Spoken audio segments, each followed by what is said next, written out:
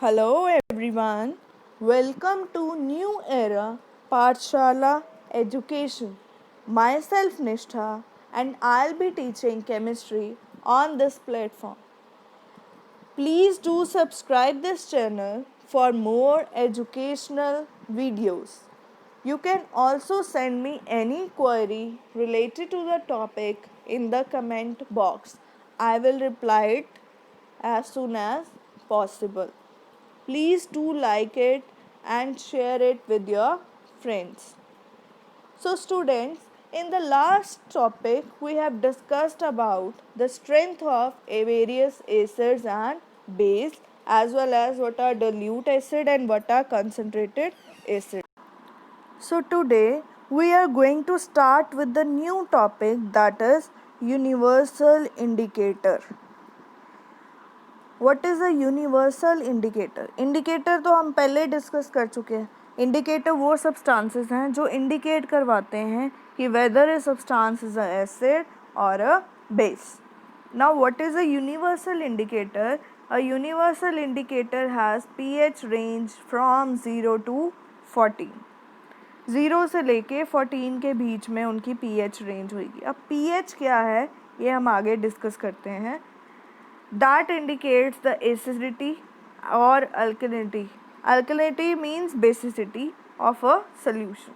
और जो neutral solution होता है उसकी pH वैल्यू कितनी होती है? 7. सो 0 से 14 में जा रही है टोटल रेंज और 7 पे क्या है? सेंटर में क्या है? Neutral. A universal indicator is a mixture of several indicators. बड़े सारे इंडिकेटर्स को जब हम मिक्स कर देते हैं तो क्या बन जाता है? Universal indicator. सो अब हम डिस्कस करते हैं what is a pH scale. PH सबसे पहले ये पता होना चाहिए ये स्केल का काम क्या है. PH scale is used for measuring hydrogen ion concentration. Hydrogen ion की कंसंट्रेशन कितनी है किसी सोल्यूशन में, उसके लिए हम क्या यूज़ करते हैं? PH scale.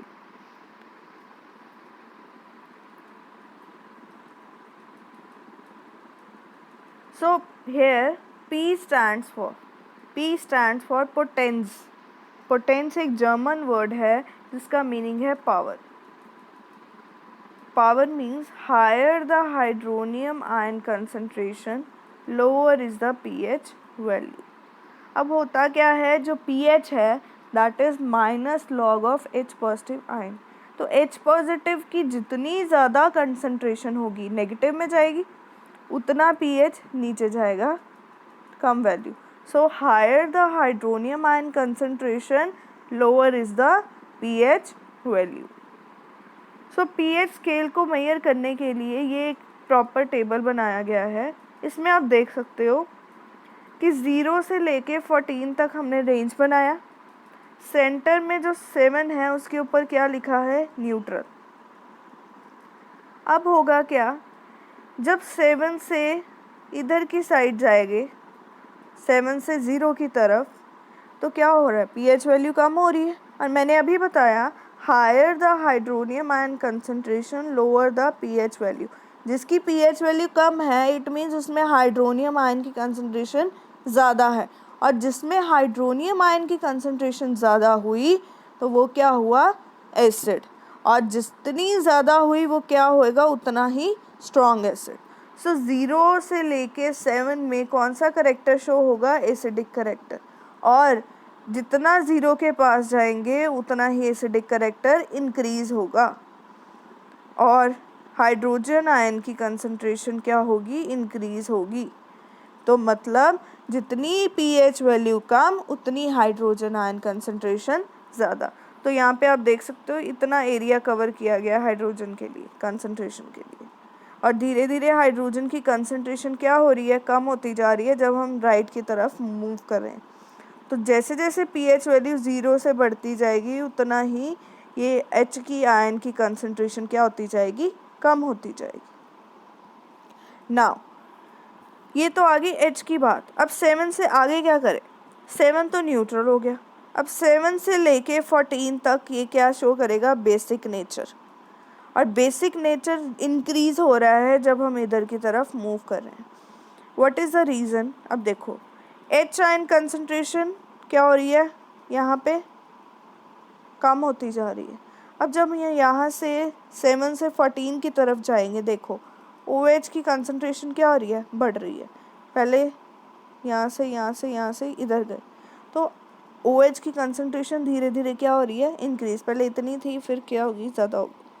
सो मतलब जब हम राइट साइड की तरफ मूव करेंगे बेसिक करेक्टर क्या होगा, बढ़ेगा।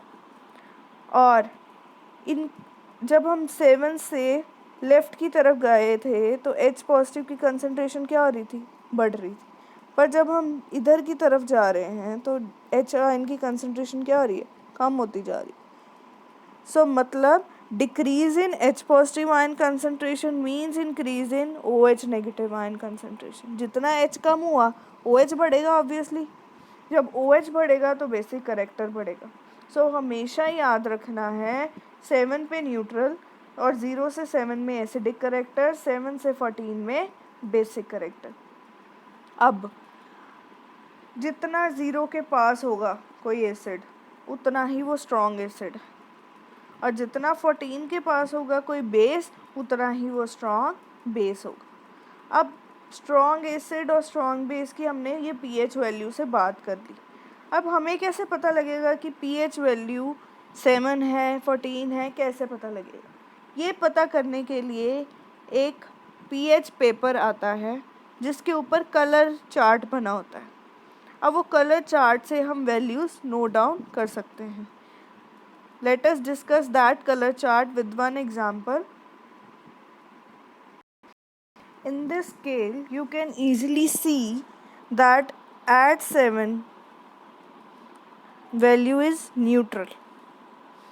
अगर तो pH पेपर का कलर, pH पेपर जो न्यूट्रल होता है दैट इज़ येलो कलर। अगर तो उसका कलर अगर हमने किसी सोल्यूशन में डाला ग्रीन आ गया, ये वाला ग्रीन, तो हम बोलेंगे उसकी pH वैल्यू कितनी है, 7, और वो क्या है, न्यूट्रल। अगर वो 7 से इधर 0 की तरफ जा रहा है तो यू कैन सी ग्रीन से धीरे धीरे येलो में गया, then orange, then pink and then red. तो धीरे धीरे वो किधर जाता जा रहा है, रेड की तरफ। तो रेड आपको पता है, रेड कलर लिटमस पे कौन शो करता था, एसिड। सो pH भी रेड की तरफ जाएगा जब स्ट्रॉन्ग एसिड होता जाएगा। सिमिलरली अगर ग्रीन से राइट की तरफ जा रहे हैं तो वो ब्लूइश टोन में जा रहा है, और blue colour shows that it is a base. तो अगर ये 7 के आसपास हैं तो 7 के पास हम बोलेंगे ये 7 से नीचे है तो स्लाइटली एसिडिक है, अगर 7 से थोड़ा सा ऊपर है तो स्लाइटली बेसिक है, और अगर 0 और 14 के पास है तो 0 के पास बोलेंगे वेरी एसिडिक, 14 के पास बोलेंगे वेरी बेसिक। सो इस तरह से हम pH स्केल में with the help of colour identify कर सकते हैं कि कौन सा एसिड स्ट्रॉन्ग है, कौन सा एसिड वीक है, सिमिलरली कौन सा बेस स्ट्रॉन्ग है, कौन सा बेस वीक है।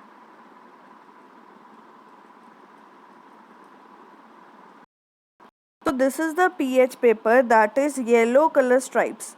ये हमने टीवी में ऐड में, डव की ऐड में भी देखा हुआ है ये वाला पेपर। वो भी अगर सोप की बेसिसिटी या एसिडिटी चेक करनी होती है तो आप वह यही पेपर यूज़ करते हैं। और इसके साथ यहाँ पे स्केल भी बना होता है जिससे हम कलर चेक कर सकते हैं कि कौन सा एसिडिक है, कौन सा बेसिक है और कैसा कलर है। सो ये जो pH strips हैं, these are all easily available in the market to check whether a acid is a strong or a weak, whether a base is a strong or a weak. So this is a pH scale, pH paper which we use as a very important indicator. So this was the pH. Next we are going to start with the next topic, that is importance of pH in everyday life. pH की हमारी daily life में क्या क्या importance है, we will discuss it one by one. First point is pH sensitivity of plants and animals. जितने भी plants या animals हैं दे आर pH सेंसिटिव। कैसे? अब जब प्लांट्स ग्रो करवाते हैं हम तो सॉइल की टेस्टिंग करवाते हैं। इट मीन्स प्लांट तभी ग्रो करेगा जब सॉइल की पीएच वैल्यू प्रॉपर होगी। सिमिलरली जो एनिमल्स हैं उसमें भी डाइजेशन होती है, और डाइजेशन तभी होगी जब उनकी बॉडी जो है प्रॉपरली अंदर से ठीक है और उनमें एसिड जो रिलीज़ हो रहा होता है वो प्रॉपर हो रहा है। सो एनिमल्स और प्लांट्स जो हैं they are also pH sensitive. Plants and animals are sensitive to pH. Crucial life processes such as digestion of food, functions of enzymes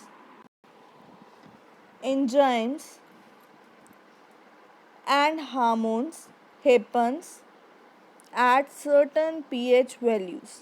सो ये जो प्रॉपर प्रोसेसेस हैं हमारी बॉडी में डाइजेशन के, एंजाइम्स के, हार्मोन्स के, ये तभी प्रॉपरली वर्क करते हैं जब हमारे बॉडी की पीएच वैल्यू जो है दैट इज़ नॉर्मल, जितनी चाहिए उतनी ही होनी चाहिए। Now second point is pH of a soil. The pH of a soil optimal for growth of plants or crop is 6.5 to 7, means almost neutral. अगर 6.5 से 7 के बीच में pH वैल्यू है सॉइल की तो ही वो प्लांट प्रॉपरली ग्रो करेगी। अगर वो सॉइल 7 से ज़्यादा pH शो कर रही है इट मीन्स वो सॉइल बेसिक है, तब भी वो ग्रो नहीं करेगी। अगर 7 से नीचे चली जाती है इट मीन्स वो सॉइल एसिडिक है, तब भी वो प्लांट्स ग्रो नहीं करेगी। सो मीन्स प्लांट्स ग्रो कराने के लिए हमें सॉइल की पीएच वैल्यू पहले चेक करानी पड़ती है। सॉइल की प्रॉपर टेस्टिंग होती है कि उसमें प्रॉपर पीएच वैल्यू कितनी है, वो एसिडिक है, बेसिक है, या उसमें कितने कितने न्यूट्रिएंट्स हैं। तो सॉइल की टेस्टिंग करने के बाद ही हम उसमें प्लांटेशन करते हैं। Now third point is pH in the digestive system. हमारा जो डाइजेस्टिव सिस्टम है ये एनिमल्स का है, उसमें क्या होता है, डाइजेशन तभी होती है जब हमारी पीएच वैल्यू बॉडी की प्रॉपर होती है। और स्टमक में पीएच वैल्यू जो होनी चाहिए दैट इज़ 1.5 to 4। हमारे बॉडी में गैस्ट्रिक जूस रिलीज़ होता है दैट इज़ एसिडिक, और वो गैस्ट्रिक जूस की हेल्प से ही हमारी बॉडी डाइजेशन कर पाती है। अब स्टमक में गैस्ट्रिक जूस की पीएच वैल्यू जो है वो इसके बीच में रेंज में होनी चाहिए। अगर वो इससे कम हो गई तो हमें एसिडिटी हो जाती है। जब हम बहुत ज़्यादा फ्राइड फूड या बाहर का या स्पाइसी फूड ले लेते हैं तो हमारी जो पीएच वैल्यू है ये 1.5 से भी नीचे चली जाती है, और 1.5 से नीचे चली जाएगी तो हमें एसिडिटी हो जाएगी, और एसिडिटी जब होती है तो हमें जलन होनी स्टार्ट हो जाती है। इट मीन्स हमारी बॉडी ज़्यादा एसिड रिलीज़ कर रही है, जितना हमें चाहिए उससे ज़्यादा। The pH of the interaction of enzymes while food is being digested is influenced by HCl in our stomach. जो हमारा HCl स्टमक में रिलीज़ हो रहा है वो तभी प्रॉपर रिलीज़ होगा जब हमारी बॉडी का पीएच वैल्यू प्रॉपर है, तभी हमारे एंजाइम्स जो होंगे हमारे फूड को ब्रेक डाउन करेंगे, उसकी डाइजेशन करेंगे और हमें हमारी बॉडी को एनर्जी मिल पाएगी। अगर पीएच वैल्यू प्रॉपर नहीं है तो हमारा डाइजेशन जो है वो भी वीक हो जाता है। So that is very very important. Now fourth point is pH in the tooth decay. अब हमारे माउथ का जो पीएच है 5.5 तक नॉर्मल है। अगर 5.5 से नीचे चला गया तो इट मीन्स हमारे टीथ जो हैं वो डिके होने, धीरे धीरे ख़राब होने स्टार्ट हो जाते हैं। तो मतलब जो लोग ज़्यादा एसिडिक चीज़ें खाते हैं उनके टीथ ख़राब हो जाते हैं। क्यों? क्योंकि उनका माउथ हर टाइम उसकी पीएच वैल्यू बिलो 5.5 रहती है, और बिलो 5.5 रहने से हमारा टूथ जो है वो धीरे धीरे डिके, जो टूथ में इनेमल प्रेजेंट होता है वाइट कलर की layer that is a salt of phosphate, और वो जो फॉस्फेट इनेमल की लेयर होती है हमारे टीथ के ऊपर वो धीरे धीरे ख़त्म होनी स्टार्ट हो जाती है। अब हम उस एसिडिटी को ठीक करने के लिए, माउथ की एसिडिटी को ठीक करने के लिए हम टूथपेस्ट करते हैं, और टूथपेस्ट जो है वो सारी की सारी बेसिक होती है। अब देखो जब एसिड में बेस मिलाएंगे तो वो न्यूट्रलाइज करेगा, और न्यूट्रल करेगा तो इट मीन्स हमारा माउथ जो है वो टूथ डिके से बच जाए।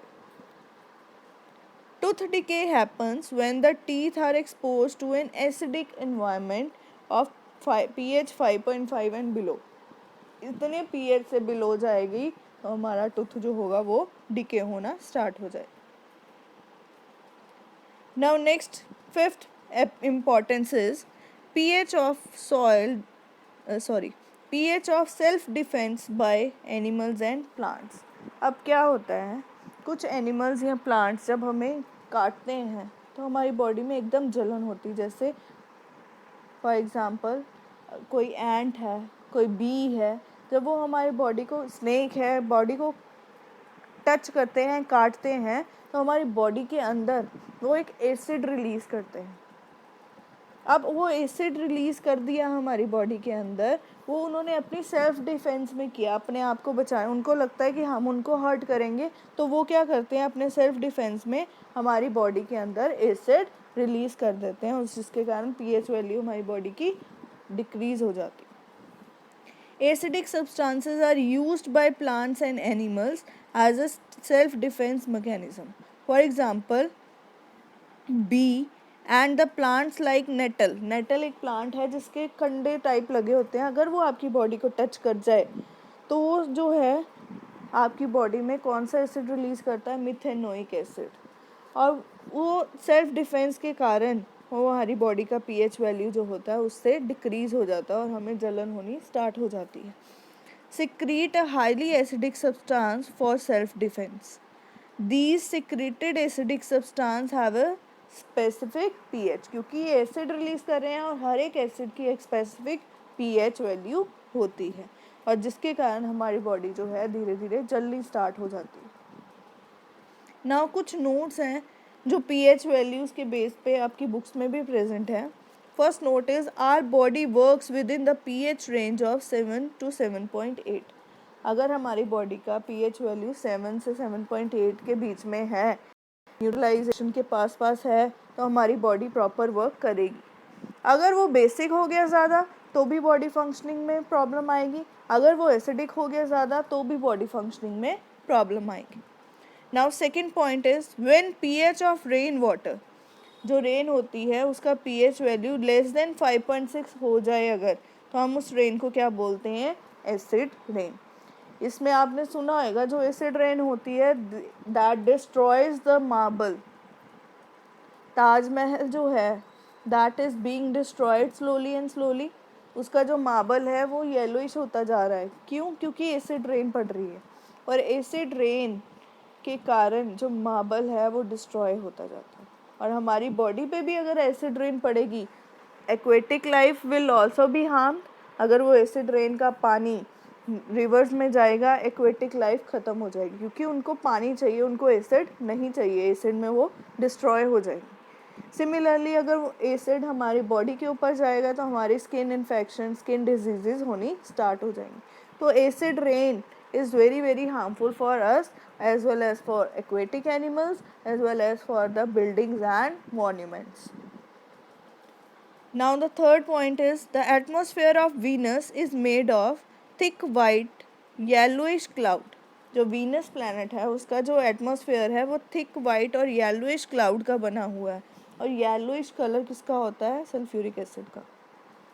Sulphuric acid is yellowish in colour, और ये येलोइश कलर का सल्फ्यूरिक, तभी वीनस में हम लोग सरवाइव नहीं कर सकते, बिकॉज सल्फ्यूरिक एसिड के क्लाउड्स हैं। जब वो रेन में आएगा तो एसिड ही आएगा ना, and acid will destroy our body. So हम लोग अर्थ पे सरवाइव इसीलिए कर रहे हैं क्योंकि यहाँ पे क्लाउड्स जो हैं they are made up of water, और वीनस में लाइफ जो है that is not possible due to the presence of thick white and yellowish clouds that are made up of sulfuric acid. Now, अब जब हमें acidity हो जाती है हम क्या लेते हैं, कोई एंट एसिड लेते हैं। एंट एसिड हम क्या करते हैं, एसिलॉक की मेडिसिन आती है वो ले सकते हैं, इनो पीते हैं, इसके अलावा मिल्क और मैग्नीशिया जो जेलोसिल वगैरह होती है वो पीते हैं। अब ये सारे क्या करते हैं, these all are basic in nature. हमारी बॉडी की एसिडिटी को कम करने के लिए हमें उसकी न्यूट्रलाइजेशन करानी पड़ेगी, और न्यूट्रलाइजेशन कौन करेगा, जब हम उसमें बेस डालेंगे। तभी उसकी न्यूट्रलाइजेशन होगी. So antacid like magnesium hydroxide that is called milk of magnesia is use to get relief from acidity. इसकी जगह अब हम लोग इनो भी पीते हैं, एसिलॉ की मेडिसिन खाते हैं. दैट डिपेंड्स कौन सा एंटासिड हम ले रहे हैं उसको न्यूट्रलाइज करने के लिए. Now the last point is toothpaste are basic to neutralize the excess acid and prevent tooth decay. ये मैं पहले ही बता चुकी हूँ, टूथपेस्ट बेसिक होती हैं जिसके कारण हमारे माउथ की एसिडिटी न्यूट्रलाइज होती है. So this was the importance of pH in our everyday life. So up to this topic, if you have any doubt, any problem, you can send me in the comment box. Keep like and watching my videos. Next topic we will discuss in the next lecture. Till then, thank you so much. Bye bye.